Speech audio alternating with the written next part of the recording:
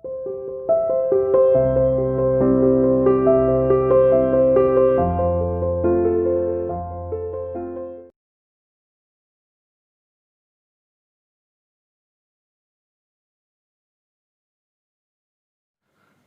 Students, आज हम discuss करेंगे बायट-सावर्ट लॉ में magnetic field on the axial line of a circular coil.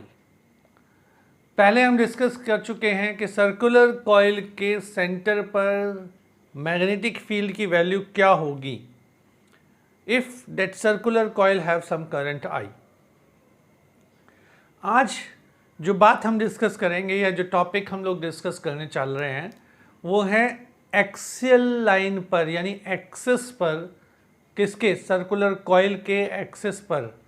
तो सर्कुलर कॉइल का एक्सिस कौन सा होता है, पहले तो ये बात सोचने वाली है। अगर ये एक सर्कुलर कॉइल है तो इसके बीच में से जो एक्सिस जाएगा बिल्कुल सेंटर से, ये एक एक्सियल लाइन है या एक्सिस है, और इसके ऊपर हमें पॉइंट पर, किसी भी पॉइंट पर हमें मैग्नेटिक फील्ड कैलकुलेट करना है।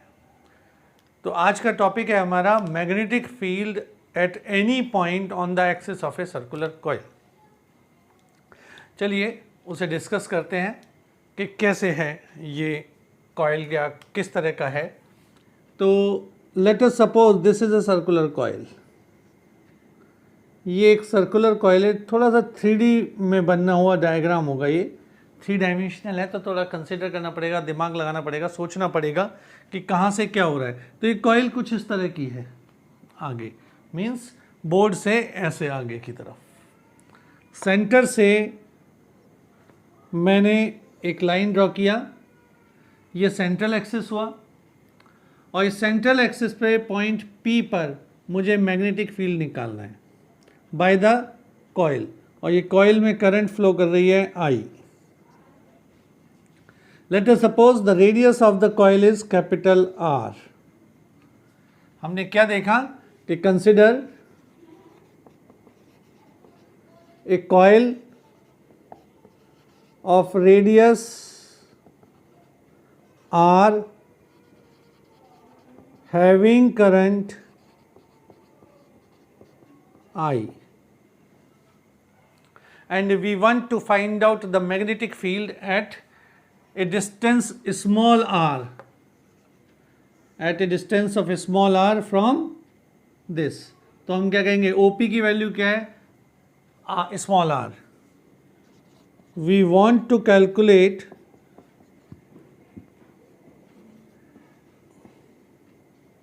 Magnetic field at point P।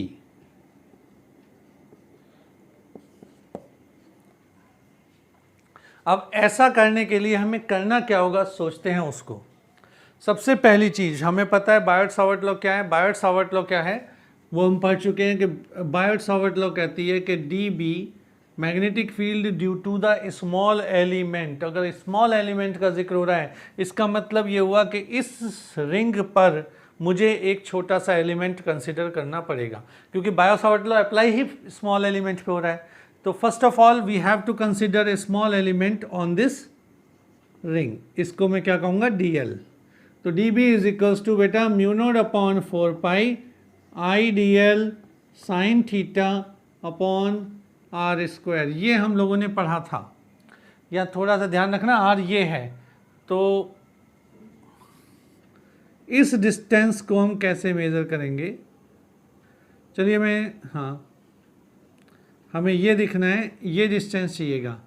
तो इस फॉर्मूले के हिसाब से मैं इसको थोड़ा सा चेंज कर दे रहा हूँ, ये x कर देता हूँ जिससे आपको इजी रहेगा। In this one is R। ठीक है। तो लेट अस सपोज मैंने कंसिडर किया स्मॉल एलिमेंट DL, और इस DL के कारण यहाँ पर जो मैग्नेटिक फील्ड होगा वो कितना होगा और किधर होगा वो देखते हैं। तो वो मैग्नेटिक फील्ड होगा इस डायरेक्शन में dB, जो कि एंगल बनाएगा थीटा। मैंने क्या कंसिडर किया, we have to consider a small element DL on this ring, and by this DL there is a magnetic field in the direction of dB. dB is the magnetic field which makes an angle theta with the vertical. dB जो है ये magnetic field है, ये theta से vertical angle बना रहा है, vertical से एंगल बना रहा है थीटा। क्लियर हो गया?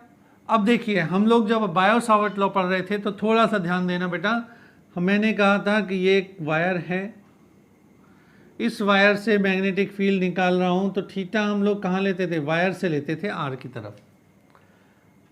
इसका मतलब यहां पर जो थीटा है वो है ये। तो स्मॉल एलिमेंट से टेंजेंट कितना एंगल बनाती है? स्मॉल एलिमेंट से टेंजेंट कितना एंगल बनाती है ये सोचना है। और अगर टेंजेंट का एंगल देखा जाएगा तो हमेशा क्या होता है? 90 डिग्री। तो ध्यान रखना थीटा कितना होगा? 90 degree for the small element. Here theta is 90 degree. क्यों? ये एंगल है टेंजेंट एंड स्मॉल एलिमेंट का। तो थीटा 90 हो गया, तो मैग्नेटिक फील्ड क्या होगा? dB बायोट सावर्ट लॉ के अनुसार ये हो जाएगा dB is equals to mu naught upon 4 pi I D L upon R square. Equation number 2। अब हम थोड़ा सा आगे डिस्कस करते हैं। क्या डिस्कस करना है? देखिए, अगर मैं ये कहता हूँ कि dl मैंने स्मॉल एलिमेंट लिया जिसके द्वारा मैग्नेटिक फील्ड था dB और वो एंगल बना रहा था थीटा। सिमिलर वे में मैं नीचे भी एक एलिमेंट डिस्कस कर ले सकता हूँ dl डैश, और dl डैश से जो मैग्नेटिक फील्ड होगा वो कितना होगा? वो होगा ये dB dash which makes an angle theta. बिल्कुल सिमिलर होगा, जैसे ऊपर है वैसे ही सिमिलर नीचे आया।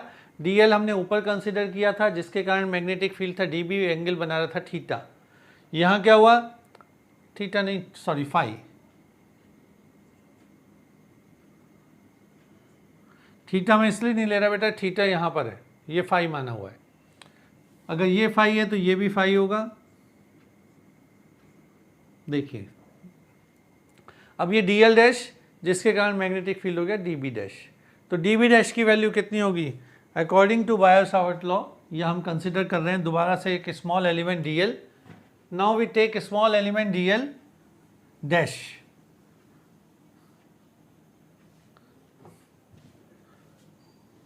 dl डैश, तो मैग्नेटिक फील्ड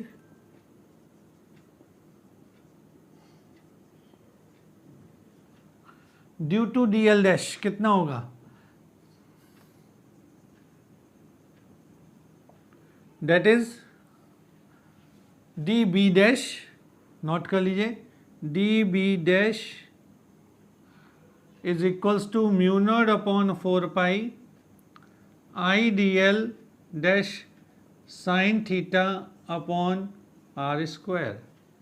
अगेन दोबारा वही होगा। देखो यहाँ से एंगल होगा 90 डिग्री, ये हो गया आर, यहाँ से यहाँ तक आर मीन्स दिस वन, ये आर और ये आर दोनों इक्वल हो गए क्योंकि सरकमफ्रेंस से लेके पी तक की वैल्यू है। अगेन थीटा इज 90 डिग्री, तो मैं कह सकता हूँ dB डैश की वैल्यू कितनी हो गई? Mu naught upon 4 pi I D L dash upon R square. अब आप ये देख रहे हो dB डैश की वैल्यू कितनी है और dB की कितनी है। इक्वेशन यहाँ देखो, इक्वेशन 2 में mu naught upon 4 pi I d r square I upon d r square d l, यहाँ कितना है? Mu naught upon 4 pi I upon d r square d L dash. तो दोनों वैल्यूज़ इक्वल हैं। Element हमने consider किया, अगर small element equal है, अगर मैं कहता हूँ if dl equals to dl dash, तो क्या होगा? Implies that dB is equals to dB dash. तो ये दोनों मैग्नेटिक फील्ड इक्वल होंगे, ये वाला भी और ये वाला भी। अब थोड़ा सा आगे और चलते हैं बेटा, डायग्राम देखिएगा और नोट भी करते चलिएगा।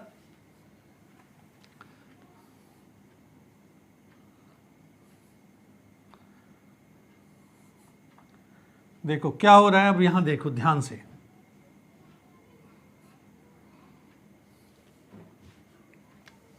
हो क्या रहा है कि मैंने कहा था ये है dB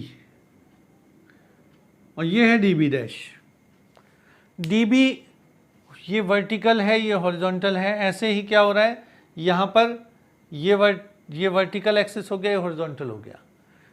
वर्टिकल कंपोनेंट कितना होगा, ये वाला, ये होगा dB cos phi और नीचे का होगा dB डैश cos phi। अगर मैं कहता हूँ dB is equals to dB dash तो दोनों इक्वल हो जाएंगे। इसका मतलब वर्टिकल कंपोनेंट कैसा हुआ, इक्वल एंड अपोजिट। तो हम लिख सकते हैं here vertical components are equal and opposite. अगर इक्वल और अपोजिट हो गए तो इसका मतलब क्या हुआ, सिग्मा dB cos phi इसकी वैल्यू कितनी हो जाएगी, 0। ध्यान रखना sigma dB cos phi is equals to 0। अब बचा क्या, यहां से आया dB sin phi और इसका आएगा dB डैश sin phi। इसका और इस तरह के बाकी भी कंपोनेंट्स होंगे। तो इसका मतलब ये हुआ कि dB sin phi, sign component resultant magnetic field है। तो अब हम क्या करेंगे, जब हमें फाइंड आउट करना है final resultant component of magnetic field, तो मैं क्या निकालूंगा, dB sin phi। तो मैग्नेटिक फील्ड कितना आएगा, now the resultant magnetic field is, now resultant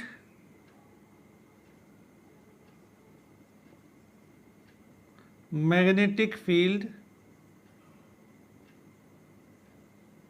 is dB sin phi।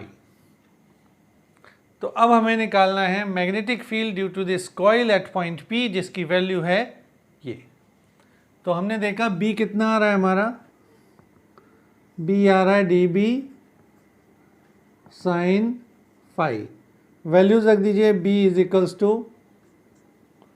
Integration, dB की वैल्यू कितनी है, म्यू नॉट अपॉन 4 पाई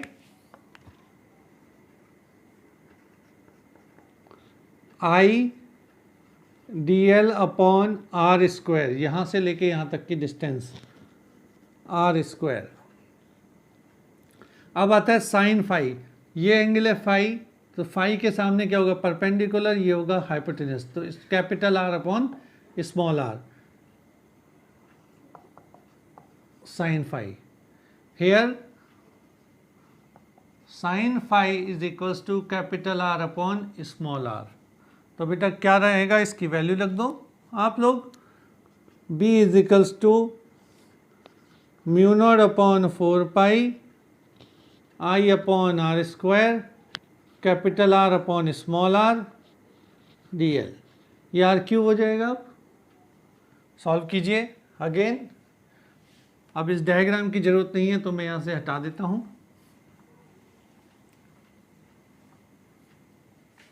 अब देखिए यहाँ पर आप देख रहे हो कि mu naught upon 4 pi, mu naught upon 4 pi is constant, I upon R cube ये भी कांस्टेंट, R भी कांस्टेंट है। बचा क्या, केवल और केवल dl, और dl कहाँ था, सर्किल के ऊपर। तो लिमिट कितनी होगी उसकी, 0 से लेके सरकमफ्रेंस की वैल्यू तक। तो B निकालने के लिए हम लोग इसकी लिमिट रखेंगे। लिमिट कितनी हुई, 0 से लेके 2 पाई कैपिटल R, 0 से लेके 2 पाई कैपिटल R, और या फिर यहाँ भी लिख सकता हूँ 2 पाई कैपिटल R। तो मैग्नेटिक फील्ड हमारा कितना आ रहा है, B that is equals to mu naught upon 4 pi common, constant है, I भी कांस्टेंट है, R क्यूब आ गया, कैपिटल R आ गया, बचा क्या, 0 से 2 पाई R dl। dl का इंटीग्रेशन होता है L, so B is equals to mu naught upon 4 pi I upon R cube, L limit आ गई 0 टू 2 पाई आर। अब आप रख दीजिए upper limit minus lower limit, तो ये हो जाएगा b is equals to mu naught upon 4 pi I into R into 2 pi R upon R cube. ये आपके पास आ गया बेटा magnetic field due to a small current carrying coil at axial point. यहाँ आर की वैल्यू भी आप रख सकते हैं। देखो आर क्या था, हम आर निकाल सकते हैं, that is equals to under the root capital R square plus X square, और आर क्यूब कितना हो जाएगा, capital R square plus X square की पावर 3/2। तो हम इसको लिख सकते हैं b is equals to b equals to mu naught upon 4 pi I 2 pi R square upon R square plus X square की पावर 3/2।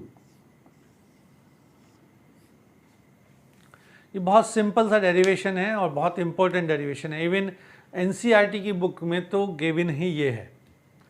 तो एनसीईआरटी की बुक में आप जब देखेंगे तो ये डेरिवेशन गिवन है, मैक्सिमम न्यूमेरिकल्स भी इसी के ऊपर है, और पिछले 10 ईयर्स खोल के देखिए हमेशा इसी पे कोई ना कोई प्रॉब्लम आया हुआ है। तो मोस्ट इम्पॉर्टेंट पार्ट था ये आज का, जिसमें मैंने डिराइव किया relation by current carrying coil on the axial line. Same derivation आपका इलेक्ट्रोस्टैटिक्स में हम पढ़ चुके हैं। सेम डेरिवेशन इलेक्ट्रोस्टैटिक्स में था जब हमने निकाला था electric field due to a coil having charge Q on the axial line. बिल्कुल सेम, कोई चेंज नहीं था, और ये भी सेम है। मीन्स उसी डेरिवेशन में केवल क्या हुआ, इलेक्ट्रिक फील्ड की जगह मैग्नेटिक फील्ड आ गया, वहाँ चार्ज था, यहाँ पर करंट आ गई। अब थोड़ा सा और डिस्कस करते हैं कि डायरेक्शन क्या होगी, क्योंकि अगर मैं बात करता हूँ मैग्नेटिक फील्ड, तो मैग्नेटिक फील्ड में जब तक वेक्टर क्वांटिटी है, और वेक्टर क्वांटिटी में डायरेक्शन मस्ट होता है कि हमें डायरेक्शन बताना है। तो डायरेक्शन निकालने के लिए हम क्या करेंगे, आपको फिर से वही या तो ये लीजिए या राइट हैंड थंब रूल लीजिए, और बड़ा सिंपल सा कॉन्सेप्ट था। अभी जैसे मैंने किया आपने देखा भी होगा कि अगर करंट एंटी क्लॉकवाइज है, ध्यान रखना करंट कैसी है, एंटी क्लॉकवाइज। अब मेरी फिंगर का कर्ल देखो कैसे है, एंटी क्लॉकवाइज है आपकी तरफ से, ऐसे एंटी क्लॉकवाइज है, थंब किधर है, बाहर। तो अगर एंटी क्लॉकवाइज करंट है तो फील्ड की डायरेक्शन आउटवर्ड होगी, अगर क्लॉकवाइज करंट है तो फील्ड की डायरेक्शन इनवर्ड होगी। फॉर एग्जांपल, अगर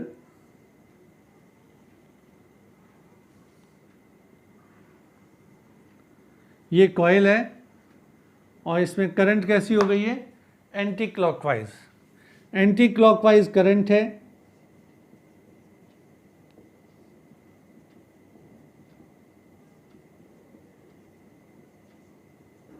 current is anti-clockwise, then direction of magnetic field is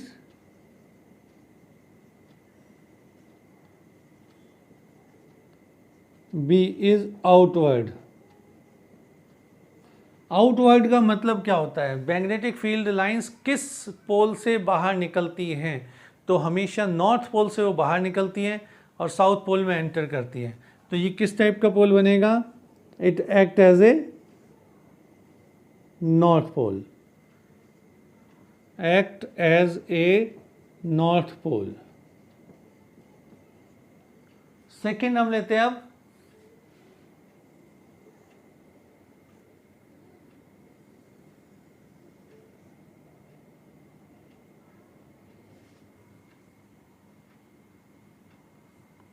clockwise. इसमें करंट है clockwise. If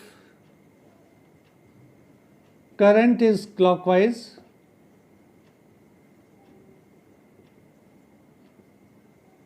then magnetic field is inward। Inward है तो एक्ट कैसे करेगा, act as south pole. South pole का मतलब जहाँ से मैग्नेटिक फील्ड लाइंस अंदर की ओर जाती है वो पोल कहलाता है साउथ पोल। तो ये साउथ पोल की तरह एक्ट करेगा। करंट की डायरेक्शन एंटी क्लॉकवाइज है तो नॉर्थ पोल, डायरेक्शन क्लॉकवाइज है तो साउथ पोल। तो आज मैंने यहाँ तक किया आप लोगों के लिए। नेक्स्ट लेक्चर में हम लोग एम्पियर्स लॉ डिस्कस करेंगे और साथ में करेंगे इनके न्यूमेरिकल्स। और उम्मीद करता हूँ कि आप लोग पढ़ रहे होंगे। वैसे मैं आज सोच रहा था कि आदमी कब पढ़ता है, मतलब आदमी नहीं कहूँगा, बच्चे कब पढ़ते हैं। सोचो कब पढ़ते हैं। कभी नहीं पढ़ते। पढ़ेंगे तब जब उन्हें अंदर से इच्छा आएगी। अंदर से इच्छा सिर्फ पढ़ने की नहीं आती, बाकी सब चीज़ों की आती है। तो बेटा अंदर से इच्छा पढ़ाई की लाओ। बाकी चीज़ों से बहुत मेहनत ज़्यादा करनी पड़ती है, लेकिन पढ़ाई एक ऐसी चीज़ है जिसमें कम मेहनत से आदमी सक्सेसफुल हो सकता है। क्रिकेट के जगत में देखो, बहुत कम लोग विराट कोहली, रोहित शर्मा बने। 11 खिलाड़ी जाते हैं पूरे देश से निकल के। और बाकी चीज़ों में देखो, पढ़ाई के क्षेत्र में देखो, डॉक्टर्स भारत के अंदर 36,000 सीट्स हैं डॉक्टर्स की अच्छे कॉलेजेस में। 36,000, 11 से तो बहुत ज़्यादा है, 11 से बहुत ज़्यादा है। इंजीनियर्स की भी 1 लाख, वो रेपुटेटेड कॉलेजेस में 1,80,000 सीट्स हैं, बहुत ज़्यादा हैं। सक्सेसफुल हो सकते हो। इंडिया एक ऐसी कंट्री है जिसमें हर साल करीब 8 लाख इंजीनियर्स की ज़रूरत होती है, करीब 1.5 लाख डॉक्टर्स की ज़रूरत होती है। तो पढ़ाई एक ऐसी चीज़ है जिसमें बड़े आराम से सक्सेसफुल हो जा सकता है। थोड़ी मेहनत करो, पढ़ाई करो और जितना कर सकते हो अपना बेस्ट करो। इतना करो कि आने वाले समय में खुद को पछतावा